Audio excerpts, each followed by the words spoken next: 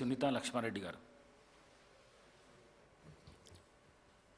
అధ్యక్ష, లాస్యనందిత గారి మరణం పట్ల మరి గౌరవ ముఖ్యమంత్రి గారు ప్రవేశపెట్టినటువంటి తీర్మానాన్ని బలపరుస్తూ మరి నిజంగా చాలా బాధాకరమైనటువంటి విషయం అధ్యక్ష. ఎందుకంటే చిన్న వయసులో మరి శాసనసభ్యురాలుగా గెలిచి మరి తన తండ్రి ఆశయాలు నెరవేర్చాలన్న ఆలోచనతో రాజకీయ రంగ ప్రవేశం చేసినటువంటి లాస్యనందిత ప్రజాసేవ చేయాలన్న ఆతృతతో ప్రజలకు దగ్గర కావాలన్న ఆలోచనతో ఎన్నో కార్యక్రమాలు చేపడుతూ మరి మధ్యలోని ఆశయాలను కూడా వదిలి మన నుండి దూరం కావడం జరిగింది అధ్యక్ష. మరి చిన్న వయసులో మరి శాసనసభలోకి వచ్చిన ఒక పెద్దలంటే ఒక భక్తి గౌరవం ఉండేది అధ్యక్ష. మేము నలుగురం మహిళా శాసనసభ్యులం, ఎక్కడ కూర్చున్నా కూడా తను వచ్చి మాట్లాడించి మరి మీరిద్దరు సీనియర్లు ఉన్నారు, మీరు పక్క పక్కన కూర్చోండి అని లేచి మాకు స్థానం ఇచ్చేది అధ్యక్ష.